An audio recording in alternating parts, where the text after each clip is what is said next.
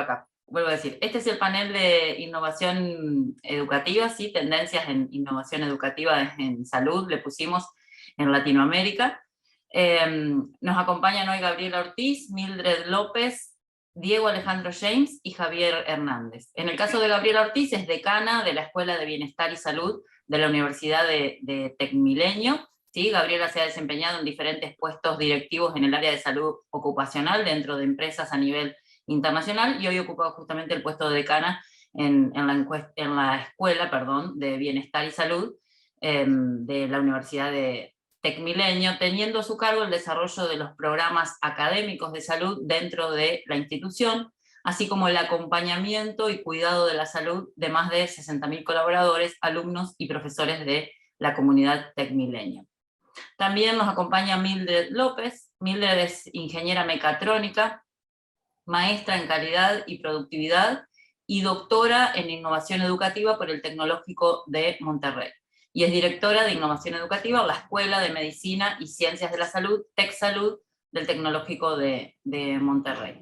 También es fellow asociado de la Asociación para Educación Médica Europea, de Educación Médica para la Foundation for Advancement of International Medical Education y la Pontífica Universidad Católica de Chile, miembro de la Federación Latinoamericana de Simulación Clínica y Seguridad del Paciente, FLASIC, la Red Nacional de Educadores en Simulación Clínica, RENASIM, y la Academia Nacional de Educación Médica. Y en el caso de Diego Alejandro James, Diego es médico, internista y reumatólogo, maestro en epidemiología clínica y es jefe del Departamento de Epidemiología de la Universidad de La Sabana en Colombia. Y Javier Hernández Cruz es licenciado en Administración de Sistemas de Salud por el Tecnológico de Monterrey, maestro en Administración Pública y Política Pública por la Escuela de Gobierno y Transformación Pública del Tecnológico de Monterrey y líder nacional de Centros de Salud TecmiMed Center de la Universidad de Tecmilenio. Perdón, con tantos tech, entre Tecmilenio y TecSalud me los confundo. Así que bueno, Javier, te cedo la palabra. Perfecto, muchísimas gracias, Olma. Y bueno, a mí me tocaría moderar en este caso este panel. Primero que nada, muchísimas gracias a todos por acompañarnos y también me faltaría nada más presentar a Zulma González, que nos estará acompañando también como parte de este panel. Ella es licenciada en enfermería y profesora dentro del Departamento de Informática Médica en el Hospital Italiano de Buenos Aires. Pues muchísimas gracias, Diego, Gabriela, Mildred y Zulma. Para Gabriela y Mildred, para mí es un poquito temprano acá en México, pero bueno, es que estamos con todos ustedes compartiéndoles un poco de este tema. Me gustaría pues iniciar el tema del día de hoy, que es las tendencias en innovación educativa en salud, pues señalando que ese es un tema que ha ido evolucionando durante los últimos años y sobre todo este 2020 pues nos trajo un cambio que pues realmente nos vino a transformar la forma en que se da la educación en salud. Si bien ya se venía trabajando durante las últimas décadas, los últimos años, sobre todo en ir integrando la tecnología, la simulación, los espacios, incluso de utilizando herramientas como inteligencia artificial, realidad virtual, pues bueno, este año 2020 nos vino a traer, pues ahora sí que una evolución totalmente del pensamiento en la educación en salud. Tanto para el área médica, que es como la que normalmente vemos que se habla más y tiene un poco más de auge, pero también para todas las demás profesiones en salud. Entonces, el día de hoy, con estos expertos nos gustaría compartir algunas pues, ideas, tendencias y hacer más esto un conversatorio más que un panel en sí. Por lo que, bueno, tengo para cada uno de ustedes una pregunta detonante y a partir de ahí me gustaría conocer sus puntos de vista. Muy bien. La primera pregunta sería para la doctora Gabriela Ortiz. ¿Cuál ha sido la experiencia de su institución con el uso de tecnologías para la enseñanza de profesionales de salud sobre todo ahora con los tiempos de pandemia o qué han venido haciendo. Y a partir de ahí, si alguien quiere responder también, con mucho gusto. Gaby. Claro, gracias. Una de las cosas que más nos preocupaba, sobre todo al inicio de la pandemia, era que los estudiantes, sobre todo de los niveles académicos, primeros de los primeros semestres, perdieran este contacto, esta práctica que se lleva día a día con los pacientes, sobre todo aquellos que se declararon como no esenciales, ¿no? Trabajadores no esenciales de la salud, que eran prácticamente todos los estudiantes que no estuvieran pasando por un servicio social o alguna residencia, ¿no? Entonces, antes de la pandemia, un año antes, nosotros estábamos llevando un programa de realidad virtual de simulación de entrevistas con los pacientes que desarrollaban sobre todo las habilidades blandas y competencias de comunicación asertiva, de entregar mensajes, de asegurarnos de recolectar del paciente la información correcta. Y el programa se llevaba de manera muy acotada para ciertos semestres y para que aprendieran como a entrevistar al paciente, a conducirlo de la manera que pudieran obtener la información necesaria y de entregarles un mensaje muy específico, ¿no? Pero posterior a la pandemia, con esta necesidad, el programa tuvo que incrementar su capacidad, el programa de simulación y realidad virtual, para cubrir a estudiantes que se quedaron sin ir a todas estas rotaciones prácticas a llevar a cabo actividades un poco más complejas, ¿no? Por ejemplo, en el caso de psicología, tenemos una parte de criminalística y criminología. Los estudiantes iban a prisiones, a hospitales psiquiátricos, a conducir entrevistas, y tuvimos que crear o generar casos muy similares con los avatares y con la simulación en realidad virtual para que pudieran llevar a cabo esta práctica. No se les permitió ya a los estudiantes estar asistiendo a estos lugares. Ahora van retomando un poquito más estas prácticas presenciales. Sin embargo, en su momento, el programa de realidad virtual y simulación era todo, ¿no? Era todo el contacto que los estudiantes podían tener en la práctica.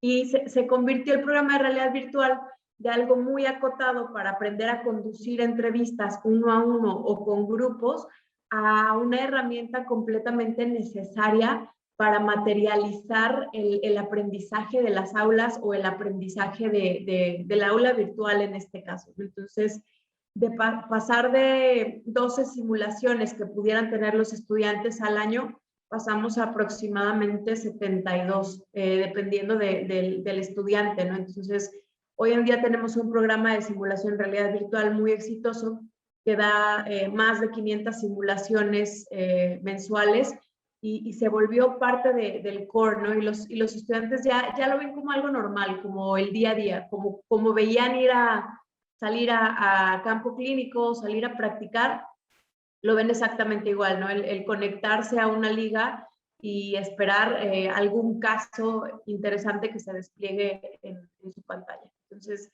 realmente, si estaba muy ligado a ciertas materias o a ciertos niveles de enseñanza, post pandemia, el programa explotó completamente, ¿no? Ya tuvimos que pedir licencias adicionales al proveedor, incrementar de manera exponencial el programa.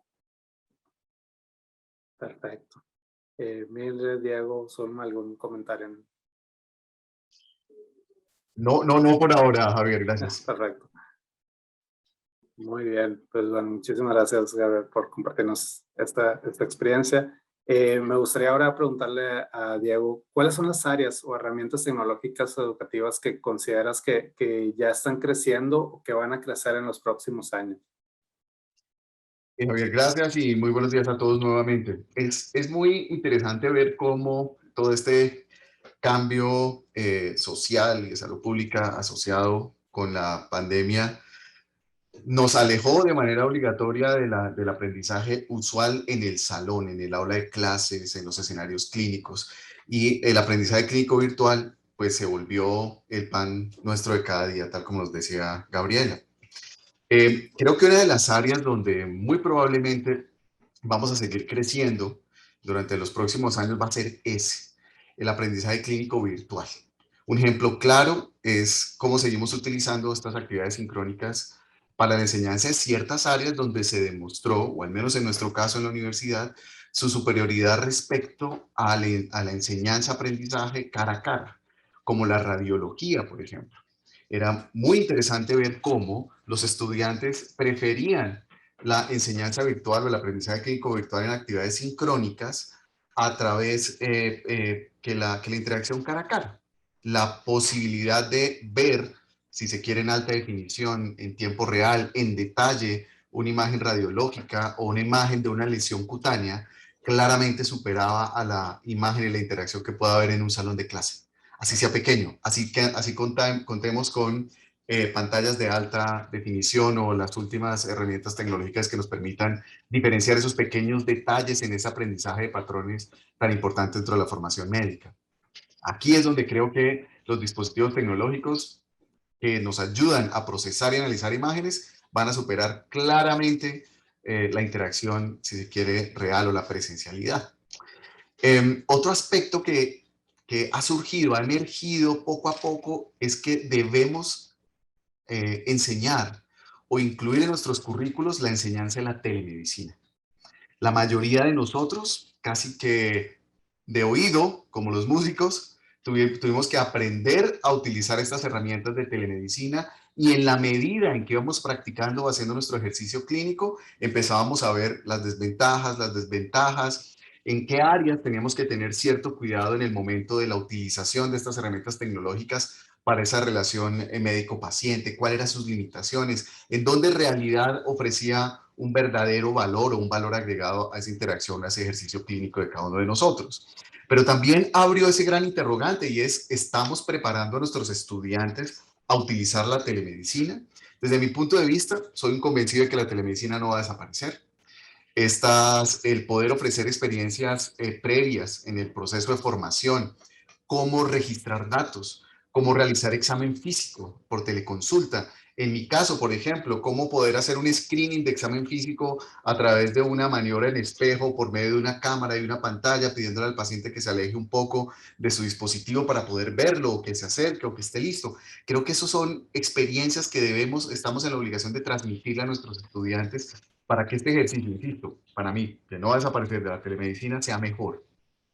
Y poder enseñarle, como te decía, esas mejores prácticas en telemedicina. Tal vez la otra es las limitaciones de la telemedicina. ¿Para qué escenario sigue siendo válida? Y no solamente por la limitación geográfica, que históricamente era cuando surgía la telemedicina, donde no hay acceso, donde no hay médicos especialistas. Creo que también nos hemos dado cuenta que para ciertos pacientes en un contexto específico, pacientes frágiles, pacientes que tienen una patología crónica relativamente controlada y necesitan un seguimiento tal vez no tan inmersivo en términos de la interacción o la palpación, por ejemplo, en mi especialidad, también puede ser un aspecto que creo que va a tener que mejorar. Y para terminar, tal vez quisiera mencionar el punto de vista de los estudiantes, ¿sí? Y un área que ya se está estudiando y conociendo es la preferencia del estudiante y cómo escucharlo respecto a qué sesiones se sugeriría son más valiosas o preferidas de manera virtual y cuáles no. Ya hay reportes respecto a que, sobre todo, los estudiantes de primeros años, 2/3 partes de ellos prefieren un escenario diferente al presencial. Por supuesto, caso opuesto a los que ya estaban en una etapa avanzada de su formación, donde dicen, por favor, regresemos al campus, regresemos a los salones.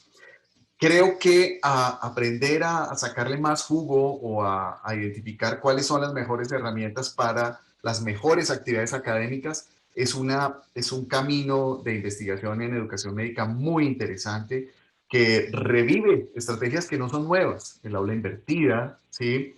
Las actividades asincrónicas, la realidad virtual o la realidad aumentada. Y ahí viene un corolario pequeñito, y es: ¿qué pasa con la equidad en términos del acceso a estas nuevas tecnologías por nuestras instituciones? ¿Quién va a pagar por eso? ¿Sí? Todos tenemos acceso, nuestros estudiantes lo tienen. ¿Cómo garantizar que ellos tengan acceso a estas nuevas herramientas para poder aprovechar realmente todos estos avances alrededor de la tecnología y la salud y del futuro que es ahora de la educación médica, Javier. Perfecto, Diego, muchísimas gracias. Y aprovechando esa última frase que mencionaste y sobre todo el tema de acceso, Mildred, ¿cuáles han sido como las barreras que se les han presentado en su caso para impulsar proyectos de innovación educativa en salud y cómo las han enfrentado? No sé si este tema del acceso ha sido un punto también Híjole, interesante. 100%, ¿no? Estaba hablando el doctor Jaimes y yo estaba a punto de escribir por dos en el chat, ¿no? Fíjate que hice como una encuesta informal, súper validada, ¿no? Por WhatsApp a mis colegas que sé que están haciendo este tipo de proyectos para tratar de identificarlo, porque luego uno piensa que nada más a mí me pasa, ¿no? Y mapeé estas 5 barreras, ¿no? La primera, en la vida y en la cancha, el miedo. Miedo, pues normal, ¿no? Salud, la vida, ¿qué onda con este COVID? ¿Qué va a pasar? Y creo que fue más al inicio, era un sálvese quien pueda. También, bueno, hay otros miedos de estaré listo para asumir este reto de realidad virtual. ¿Qué va a pasar si se descompone la tecnología a la mitad de la clase?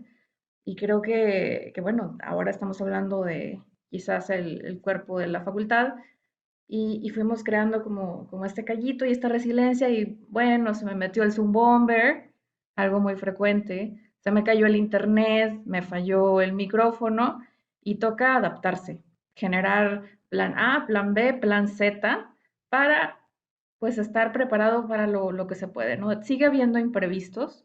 En el diario les puedo contar que esto del Zoom Bomber es muy cercano a mi corazón porque ya me ha pasado en varias ocasiones y bueno, te toca generar, integrar nuevas estrategias como tener un password seguro, empezar a moverle a la herramienta de videoconferencia que uses para, pues no nada más para evitar de repente el oso en la clase, la vergüenza, sino para hacer el entorno más seguro para nuestras estudiantes y nuestros estudiantes. La segunda barrera tiene que ver con la claridad y la alineación.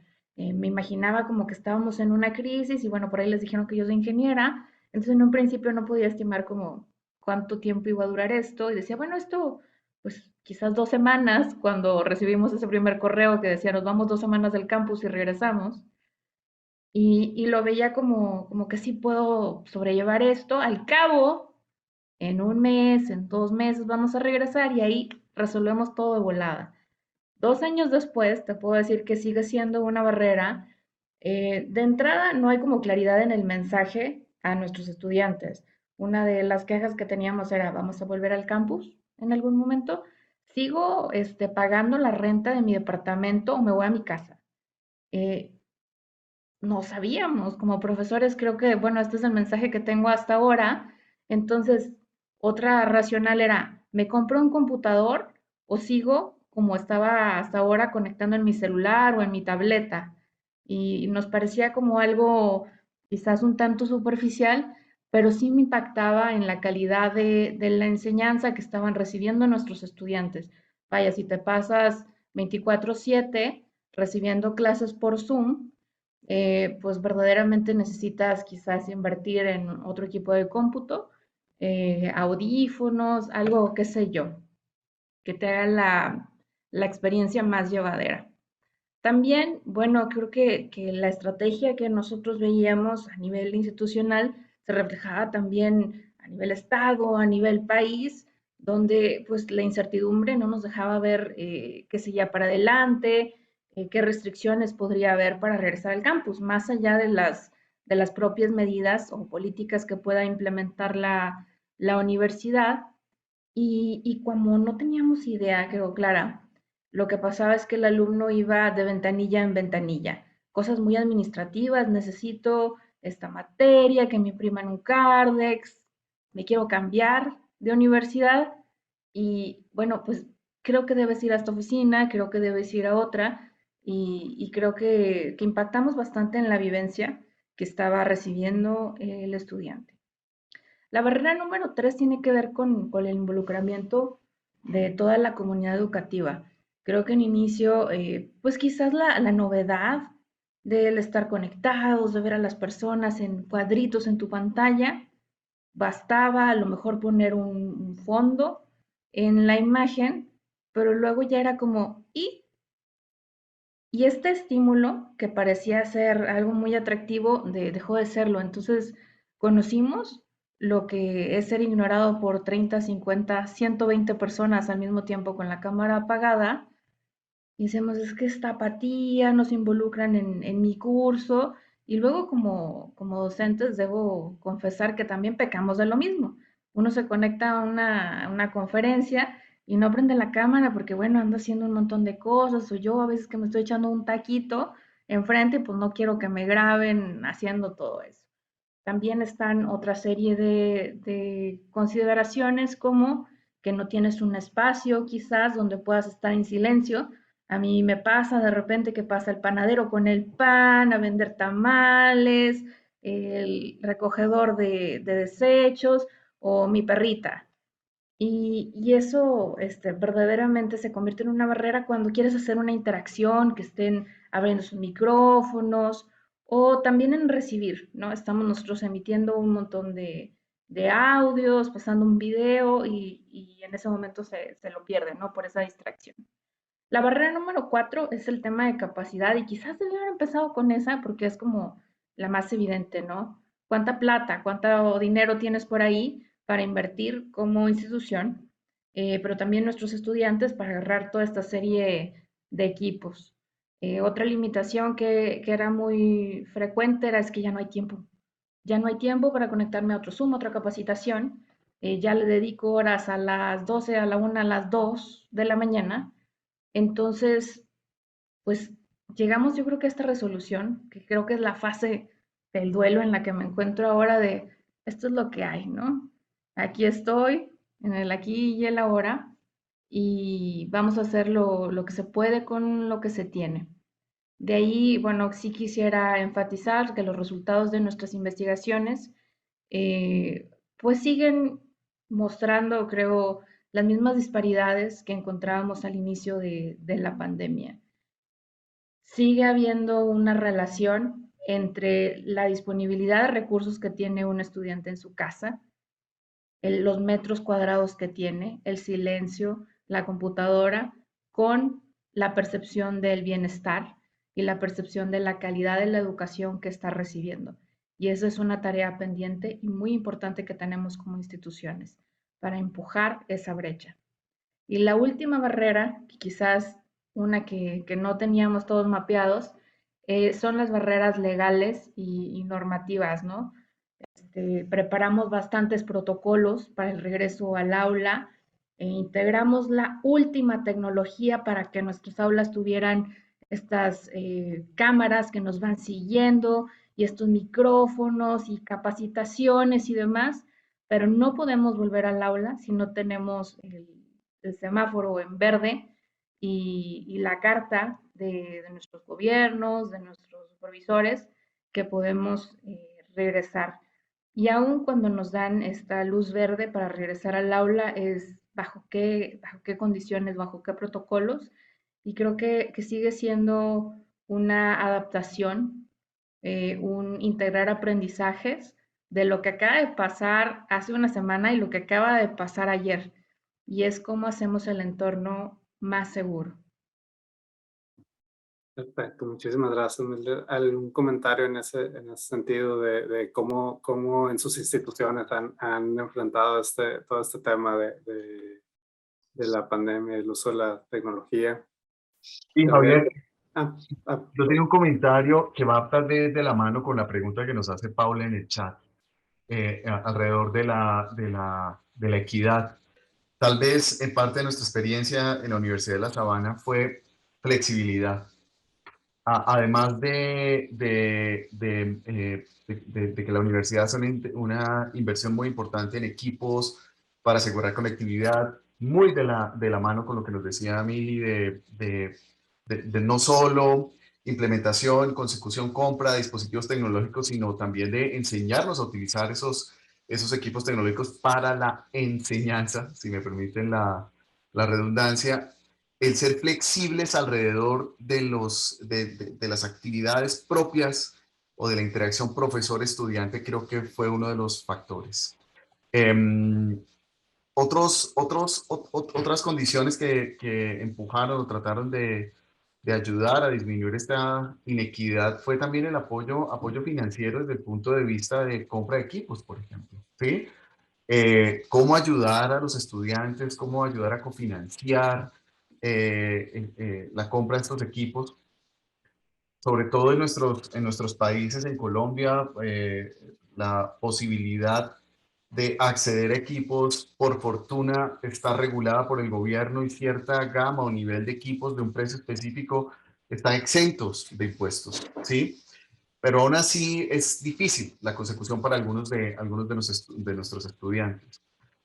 Hay otro componente que ya es un poco más complejo alrededor de la equidad y es el simple acceso a la web, el acceso a Internet.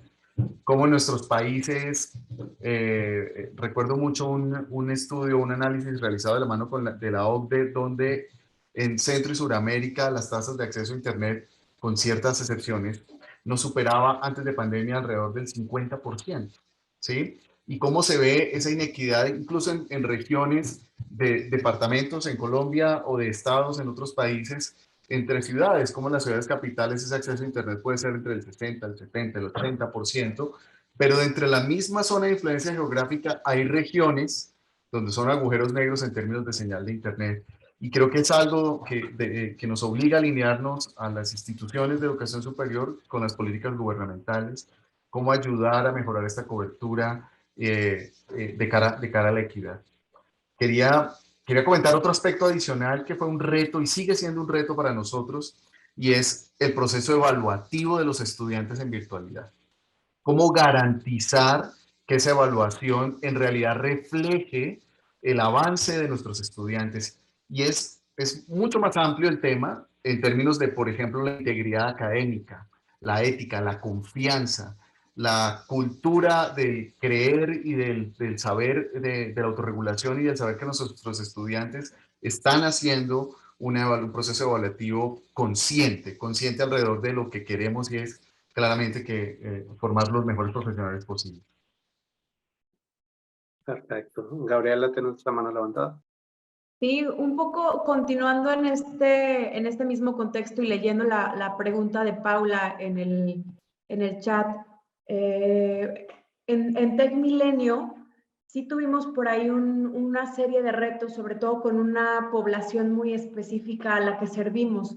Nosotros, por un acuerdo federal que se hizo por ahí del sexenio de hace 2 o 3 sexenios, el sexenio de Felipe Calderón, me parece, becamos a estudiantes que son hijos de personal militar activo, ¿no? Se becan al 100% y entran a estudiar su carrera profesional con nosotros. Uno de los temas de esta población es que a veces viven en ciertas comunidades o ciertas unidades habitacionales con otras familias también del contexto militar, y su acceso a Internet es nulo o es poco, ¿no? También vienen de otro contexto socioeconómico y no siempre tienen acceso a herramientas para continuar el aprendizaje. En un campus en específico nos tocó resolver este tema con una serie de alumnas mujeres del área de salud, ¿no? No tenían la manera de conectarse a los laboratorios remotos, no podían acceder al programa de simulación de realidad virtual porque requiere un ancho de banda un poco más específico, ¿no? Y entonces tuvimos que desplegar todo un programa y un plan de rescatar de manera institucional equipos que colaboradores, que profesores, que otras personas habían dejado inactivos, poderles dar como un reajuste y ponerlos a disposición de estas estudiantes para que pudieran continuar con su aprendizaje, ¿no? Ese fue también un reto, sigue siendo un reto. Seguimos teniendo estudiantes que no tienen acceso a las herramientas y tenemos que seguir resolviéndolo. Y como comentaba Diego, hay en el contexto de Latinoamérica, México, Colombia, Argentina, realmente sí hay una brecha importante, ¿no? en el nivel de acceso a la tecnología que tienen los estudiantes o los jóvenes en diferentes casos. Otra de las cosas que surgían cuando escuchaba a Diego y también a Mildred son sobre todo el tema de los profesores, ¿no? De cómo, por ejemplo, a veces los médicos profesores son los que ponían un poquito más de resistencia, sobre todo con el tema del programa de realidad virtual, y nos pasaba que se conectaba el estudiante y veíamos que a un lado estaba el profesor, ¿no? Y nos tocaba pausar la simulación y decirle, profe, tú no te puedes conectar, es para el estudiante. No, es que yo quiero ver qué está pasando aquí, ¿no? Entonces,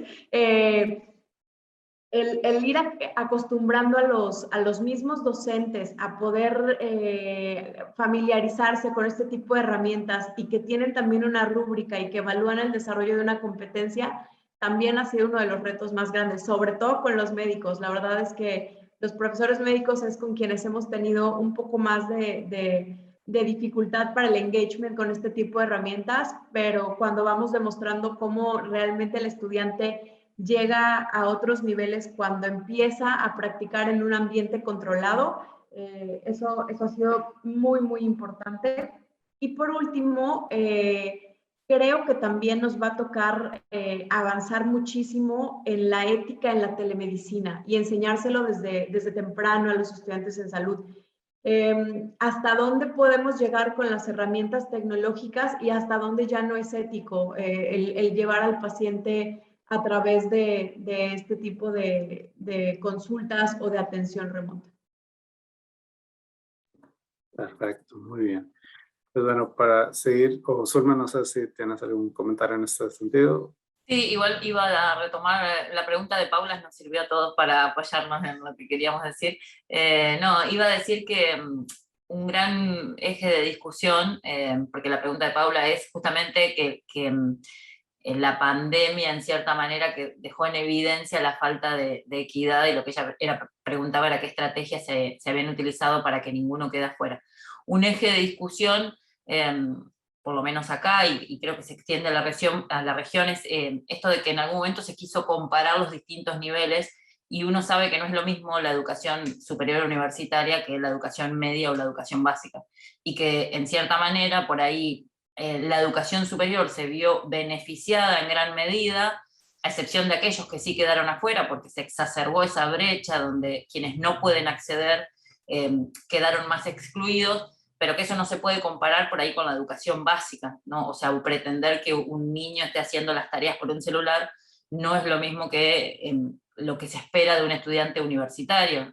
Entonces, en ese aspecto lo que iba a preguntar por ahí era como qué estrategias han implementado o qué cosas han modificado a lo largo de estos 2 años, porque al menos si uno piensa en el escenario, en el primer año nos sorprendió la pandemia, hubo que salir a dar respuesta por ahí de un modo un tanto improvisado. Muchos estudiantes reconocieron que si no hubiera sido por la virtualidad no hubieran podido continuar, pero también es cierto que la pandemia afectó distintas dimensiones, entre ellas los ámbitos laborales. Muchas personas vieron afectadas sus fuentes de trabajo. Entonces ahí nos vimos con una realidad de un estudiante universitario que quería seguir estudiando, que se conectaba a las clases, pero por otro lado veía su fuente de trabajo afectada, y entonces a veces eso afectaba también el curso. Y entonces uno dice, bueno, la presencialidad, vos tenés el tema del presentismo, donde sabés que un estudiante tiene que tener un presentismo para poder ser regular en ese curso. En la virtualidad empezamos a ver esto de el estudiante que se conecta pero está trabajando, o no se conecta porque tiene clases asincrónicas, y sin embargo sigue estando en el curso. Y ahí empiezan a exacerbarse ciertas estrategias que tienen que ver con modificar a veces las evaluaciones, que lo señalaba Diego. El tema de la evaluación quedó sobre el tapete a la hora de tener que analizar las prácticas que uno tiene de evaluación y correrse de la evaluación como un control para pensar a ver cómo se podía mejorar. Y ese para mí me parece uno de los principales desafíos que vimos en el segundo año ya de pandemia, donde en el primer año uno puede decir el estudiante se vio sorprendido por la pandemia, y se había anotado en una carrera presencial y bueno, se la pusimos virtual y siguió cursando. En el segundo año decidió anotarse ya en una cursada virtual. No obstante, vimos esto, que por ahí no se conectaba a las clases, que que aducía que tenía que trabajar y por eso no venía a los encuentros sincrónicos, o no podía cumplir con las obligaciones, no obstante quería seguir estudiando. Y uno ahí tuvo que empezar a modificar parte de las estrategias que tenía pensada para poder acompañar a ese estudiante, no excluirlo, pero por otro lado no bajar los estándares mínimos que uno tiene que tener a la hora, digamos, de la enseñanza y de lo que se espera del estudiante. Entonces mi pregunta por ahí para cualquiera era, ¿qué modificaciones tuvieron que hacer? Y sobre todo, como varios de ustedes están en un nivel directivo, o cuáles tienen pensadas hacer justamente para pensar en acompañar a este nuevo tipo de estudiante que ha elegido, sí, ya ahora por ahí la virtualidad, pero que tiene otras condiciones y otras características que no eran las que uno tenía preestablecidas. No sé si se entiende la pregunta. Mildred. Gracias, si me lo permiten. Creo que al principio estaba bien, ¿no? Como que estamos acostumbrados a dar una clase de 2 horas presencial y ahora échate tu monólogo de 2 horas, pero en Zoom. Luego la pregunta era, ¿qué más? Y nos replanteábamos, bueno, ¿cuál es la vivencia que tú extrañas de cuando eras universitario? Y nadie dijo las lectures de 2 horas del doctor Manganito de tal. Todos decíamos, no, pues este tiempo que era estar en la biblioteca, echar relajo, ir a la cafetería, estar en los jardines. Nadie nunca mencionó el tener la última edición del Robbins en biblioteca digital. Entonces decíamos, bueno, ¿cómo podemos darles eso? O sea, simplemente es como justicia divina que ellos tengan acceso a todas estas interacciones informales. Y no es como que es algo que esté divorciado del curso que estoy dando, ni es trasladar esa responsabilidad. Entonces, si ya estoy diciendo, bajo cualquier teoría que gusten y manden, las generaciones y que la generación Z y que la que sigue y demás, ¿cómo puedo, si para ellos es tan importante, o sea, cómo puedo traerlo a mi aula? Te puedo contar experiencias que han desarrollado colegas, algunas en las que he participado, y quizás la que traigo ahora en mente es una profesora, la doctora Aniela Méndez, que dice, o sea, yo me voy a subir a todos los trenes que necesite, que estén en redes sociales, en cualquier serie de una cadena que difunde series en línea, que no quiero decir marcas, eh, y me voy a subir porque eso es donde ellos están. Y quiero establecer todos los puentes que yo pueda para poder entablar una conversación profunda con ellos. Entonces se dio a la tarea de incluir en un primer momento un Corona Bunker. Y ella decía, vamos a hablar de lo que sea menos de COVID. O sea, a estas alturas ya no me importa y quiero que ellos sigan, pues en la medida de lo posible, una vida normal. Entonces vamos a compartir imágenes de perritos, chistes, leyendas, mitos que son muy frecuentes en la cultura popular en México, algo que nos llene como el espíritu o el corazón como personas. Y los estudiantes se sumaron bastante a esta actividad. Posteriormente les pidió, oye, como que el meme es algo importante, ¿por qué no hacemos como memes de inmuno, que era la clase que ella estaba dando? Y esto evolucionó a crear ya no solo un meme aislado para representar eh, un concepto del curso, sino vamos a hacer un thread de Twitter para pues ver qué tan a profundidad y cuánta sátira le pueden poner para explicar algo que es relativamente complejo como un proceso inmunológico.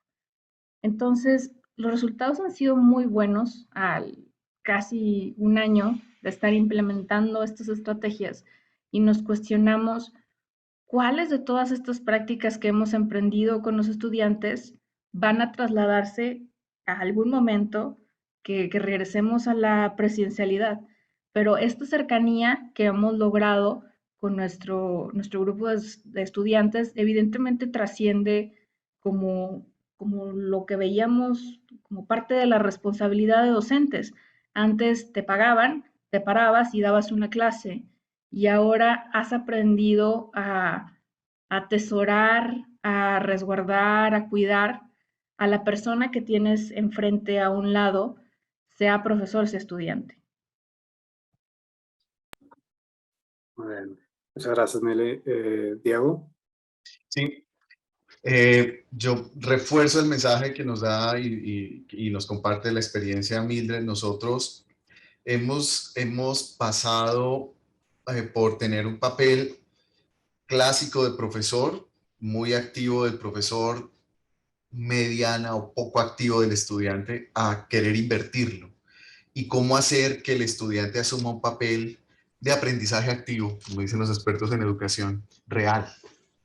Eso, por ejemplo, ayudó a que la universidad virara a un enfoque de aprendizaje activo conocido como aprendizaje basado en retos. Y toda esta gran cantidad de herramientas que hay alrededor del aprendizaje experiencial y cómo hacer que los estudiantes participen en desafíos, que identifiquen problemas y también construyan soluciones alrededor de una temática educativa específica, de un área de la educación específica.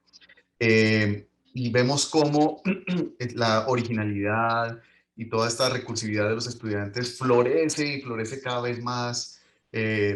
Historias en Instagram alrededor de un tema específico de enseñanza, un video de TikTok alrededor de la fisiología cardiovascular, cómo compartir, cómo dedican tiempo a ese tipo de herramientas que terminan siendo de muy alta calidad.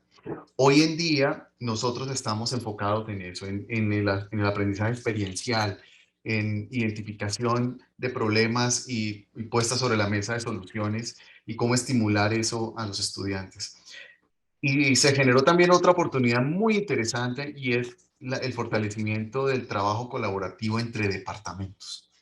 Entonces, cómo veíamos que el departamento de imágenes diagnósticas estaba enfocado en la enseñanza de sus estudiantes alrededor de la interpretación de la imagen definida y el departamento de medicina interna tenía cierta integración, pero hoy en día nos vimos como el departamento de epidemiología, el departamento de salud mental, el departamento de imágenes diagnósticas, todos confluyen, por ejemplo, alrededor de un reto o de un caso para que los estudiantes puedan desarrollarlo y puedan demostrar o adquirir mejor esas competencias que al final se requieren frente a un paciente. Cuando un estudiante o un médico graduado se enfrenta a un paciente, no puede fraccionar al paciente para solucionar sus problemas. Voy a solucionar su problema de salud mental y luego me fijo en su problema dermatológico, sino que también tiene que acercarse a él como un todo y aprender a hacer o ver esa integración que hay desde sus profesores. Estamos convencidos que va a ayudarlo a él también a enfrentar esa situación clínica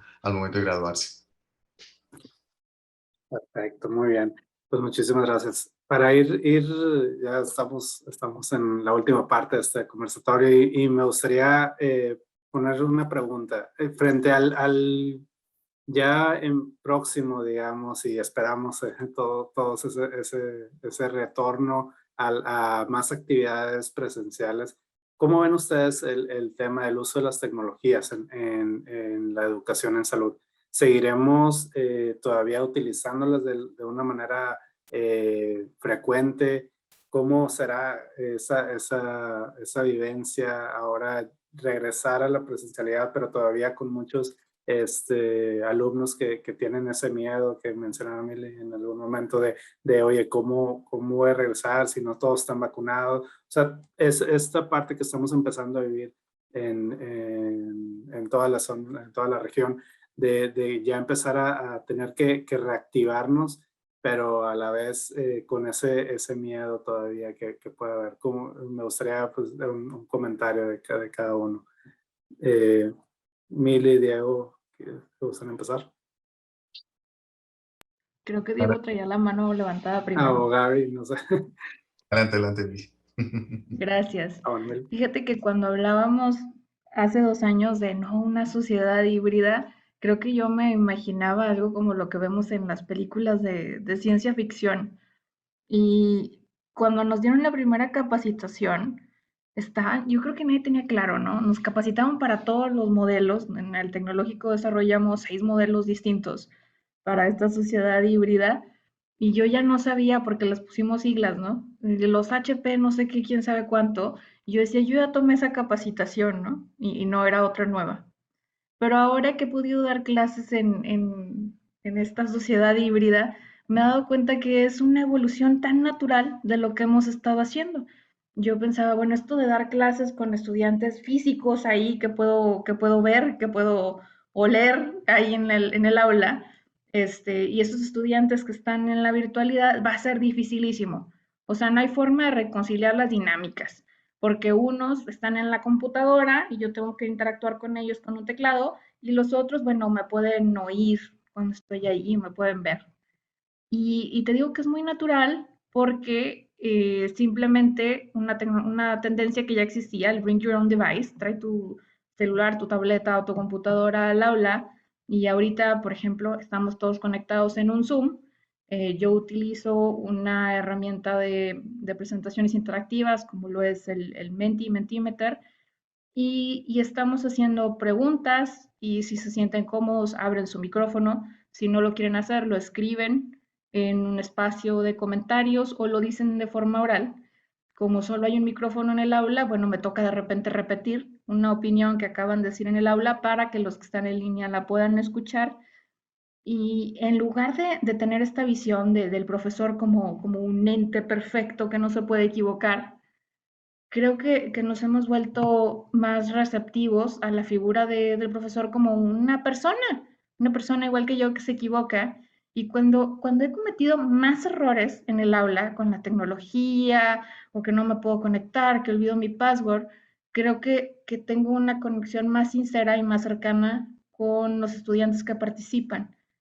Es como, ya no es solo la figura distante de una persona que le pagan por dictarme una conferencia, sino es una persona que está pasando por la misma pandemia que yo, que tiene quizás pérdidas y lo reconocen como un igual. Y a mí, bueno, me causa de repente alergia, de repente la titulitis. Creo que verdaderamente hemos creado un entorno horizontal donde las preguntas son bienvenidas, las quejas son bienvenidas, feedback, demás. Y es una sociedad donde me gusta ser parte, donde creo que puedo ofrecer bastante como docente y que me reta a desarrollarme cada día. Creo que ese es uno de los aprendizajes más importantes que he tenido en mi práctica.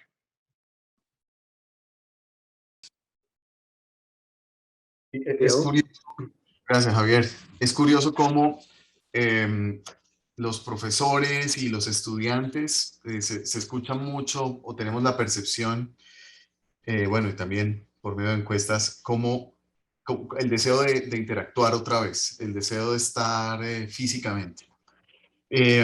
Tenemos una gran ventaja nosotros y es que tenemos un campus universitario que facilita la interacción, pero también resguarda el distanciamiento. Tenemos un campus amplísimo, lleno de prados, y eso facilita, pues, cómo hacer una interacción con mayor seguridad y tranquilidad. Nosotros también participamos de una manera muy activa en términos de jornadas de vacunación para profesores, empleados de la universidad, estudiantes, unidos con el sistema de salud de nuestra área geográfica de influencia para eso precisamente o de cara a una presencialidad para 2022, que se convirtió o es una política universitaria de todos al campus a partir del siguiente año. Por supuesto, con todas estas, siguiendo todas las recomendaciones alrededor de el distanciamiento, la vacunación, implementamos herramientas tecnológicas para monitorizar de manera anónima el estado de salud de todos nosotros, de profesores, de estudiantes, el ingreso, generar, digamos que, seguros, si se quiere, para el ingreso, para el reporte de síntomas, para generar esa confianza tan necesaria para la interacción. Y de otro lado, no va a desaparecer o no creemos que vaya a desaparecer este modelo en la universidad, lo hemos denominado high flex, híbrido y flexible, donde algunos estudiantes podrán conectarse todavía, ¿sí? En caso que tengan alguna limitación específica. Y justo como decía Mili, el reto de poder manejar el auditorio que tienes al frente, pero también ver quién levantó la mano virtual para querer intervenir, cómo interactuar tecnológicamente. Bueno, los salones, el 100% de nuestras aulas ya están diseñadas o adaptadas para estos modelos, pero creo que va a ser paulatino. Queremos volver al campus al 100%, pero va a ser paulatino y no va a depender solamente que la institución esté preparada, sino también de ciertas condiciones. Hablamos de la equidad de nuestros estudiantes y cómo garantizar ese aprendizaje de la mejor forma. Nosotros, el miedo, el temor siempre existe, está ahí, pero lo que hemos hecho es avanzar de manera consciente en cómo protegernos, cómo ayudarnos entre todos, el reportar, el manejo incluso de la comida de los restaurantes, tener una cultura de autocuidado en la cual ha trabajado la universidad fuertemente para dar esa tranquilidad de retorno seguro al campus. Perfecto. Gabriela.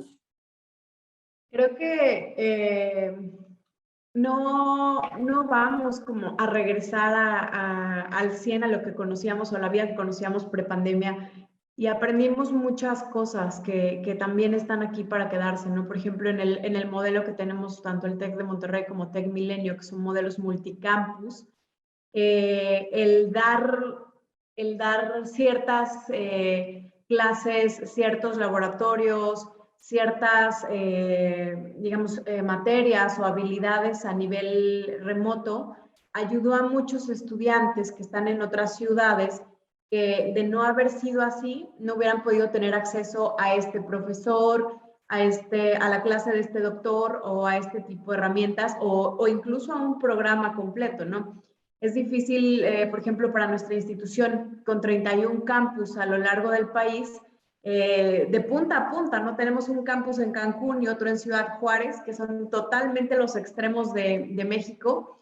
Es difícil para instituciones como la nuestra el poder darle el mismo nivel y la misma calidad a todos y cada uno de los estudiantes que están en estos campus. Entonces creo que volver a lo mismo definitivamente no es opción, pero sí tenemos que tomar lo mejor de los dos mundos y sobre todo el promover sí la presencialidad, más que por el desarrollo de competencias que sea mejor o que sea menos limitado que la modalidad remota, híbrida o flexible.